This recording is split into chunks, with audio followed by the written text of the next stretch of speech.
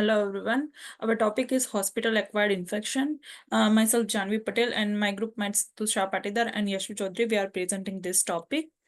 So what is healthcare associated infection? It is the infection doesn't present during the admission of the in the hospital, and it presents after 48 8 hour of the hospital stay. Reason for choosing this topic is the study of 87 Canadian hospitals during the 2016 to 2020 shows that MRSA bloodstream infection increased by 33, VRE infection increased by 72, and other all infection increased by increased all the time. The solution and improvements as a nurse leader is education, training, infection prevention and control program, hand hygiene, hand care program, personal protective equipment, control of the environment, and immunization program, and adequate staffing. So this is our research study. Our PICO question is, in ICU patient at Toronto General Hospital, does implementing an infection control program compared to standard care without a specific infection control program reduce MRSA infection by 10% within 3 months? And the evaluative outcome, our goal is to determine if infection control program can reduce MRSA infection in ICU patient by 10% within 3 months compared to standard care. So we choose the data from Public Health Ontario. All hospital reported using additional precautions. 78% of hospital indicated that even after using like additional precaution, MRSA could they put the additional precautions on and they discontinue the additional precaution once the 3 negative swab were taken. The total number of new patient of MRSA was decreasing by 23% in 2019. Now next slide.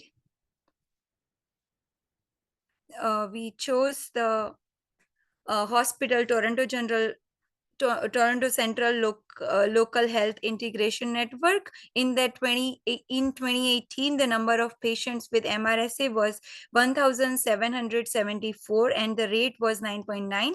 But in 2019, the number of patients with MRSA was 1,936 and the rate was 12.1, which is showing the increase in the number of the infection.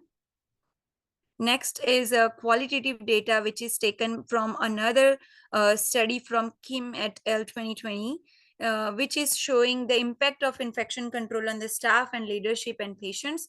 The study shows that infection controls has increased job satisfaction, enhanced professional development, enhanced knowledge of the staff and the students, enhanced patient safety, and improve health outcomes. Next. So the analysis of our data and the study is number of, even after implementing the hospital, the infection control program, the number of infection was increasing, but after implementing that, the knowledge of the staff was increasing, and improved patient safety. Next is barriers. Now addressing barriers. So there were some barriers because of which the infection was increased instead of decreasing. Those were lack of adherence to the protocols and lack of collaboration between nurses, different responsibilities to the nurses, heavy workload, and lack of motivation, as well as lack of up-to-date knowledge. Now, there are some strategies which can be used to overcome those barriers are continuing education, team building, clear roles and responsibilities so they can adhere to their roles, workload management, access to up-to-date resources, increase staff, and support system, mentoring, recognizing programs to reward and give knowledge and encourage knowledge sharing between nurses. Next is leadership styles. So in Capstone Part 2, we use democratic nursing leadership styles. And in those, the nurses did not adhere to the protocol. So now we are thinking to use autocratic leadership styles initially only.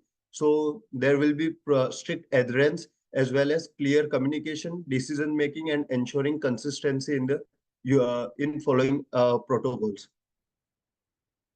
And then after initial using of autocratic leadership, we can shift to any other leadership style like transformative. So nurses should not feel discouraged, and they feel valued and get increased morale.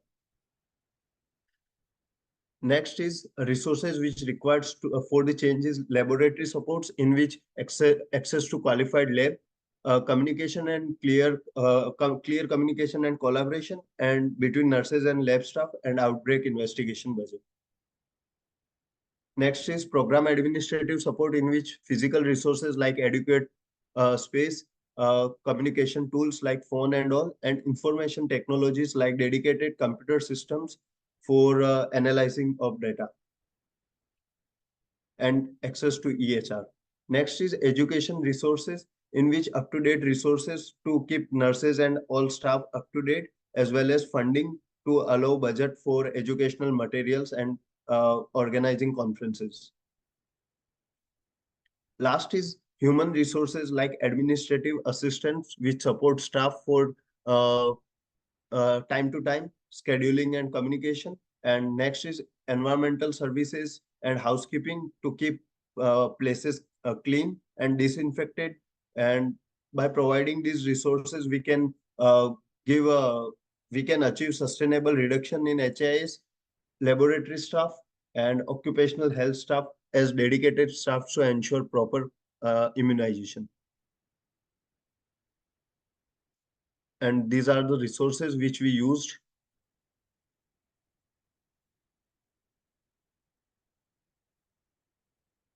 Thank you all.